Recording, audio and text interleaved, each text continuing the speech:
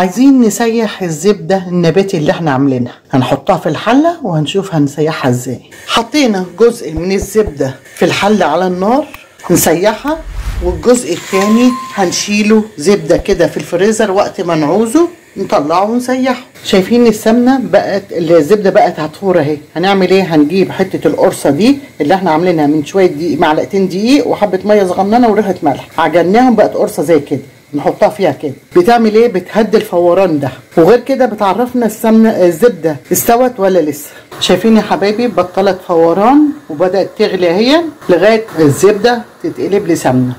مهديين النار، وخلي بالكم زي ما بقول لكم الزبده اي نوع زبده اصطناعي حقيقي بتفور، لازم تكون في حله غويطه واسعه، وتاخدوا بالكم وتهدوا النار اول ما تسيح علشان الفوران. بصوا منظرها عم يغلي، وحطيت لها حبه الملح،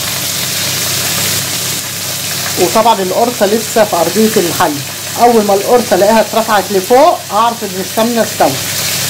يا حبايبي بعد ما طفيت عليها بقت سمنه ازاي، والمرطه طبعا في الارضيه. هفضيها في الصفيحه بتاعت السمنه اللي احنا فضينا منها السمنه النباتي، هحطها فيها مطرح السمنه اهي، افضيها واوريها لكم. وزي ما انتم شايفين يا حبايبي ادي الزبده بعد ما سيحناها بقت سمنه بالشكل دوت. طبعا هي سخنه لسه هتجمد، وهنا بقيه السمنه، وهنا المرطه، ودي السمنه النباتي اللي عملناها زبده بالشكل اللي انتم شايفينها دوت.